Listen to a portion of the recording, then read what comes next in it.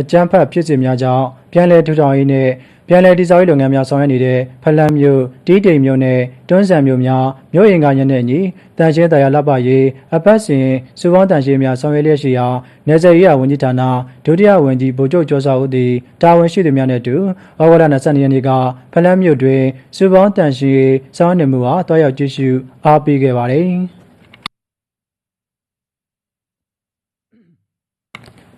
ဦးစွာ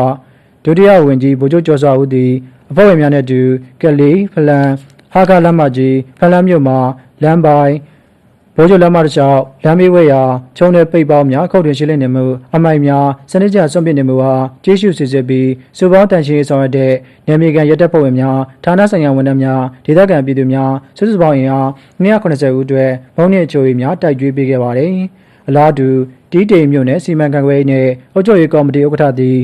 တာဝန်ရှိသူများနဲ့အတူဌာနဆိုင်ရာဝန်ထမ်းများဒေသခံပြည်သူများနဲ့ရက်ကွက်ဖွံ့ဖြိုးတိုးတက်ရေးကော်မတီဝင်များပါဝင်တဲ့စုပေါင်းလောအားပေးအင်အား210တို့ကလောဘရက်ကွက်ကန်းဟောက်လမ်းမကြီးနှင့်ကဒင်းတရားဆန့်ပြည်သူ့စေယုံကြီးလမ်းလျှောက်လမ်းမေးဝဲရာချုံတဲ့ပိတ်ပေါင်းခုတ်တွင်ရှင်းလင်းနေခြင်းအားကြည့်ရှုအားပေးပါသည်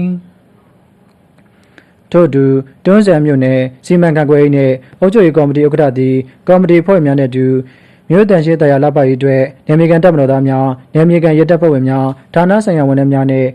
ဒေသခံပြည်သူများစုစုပေါင်းလောအားပေးအင်အား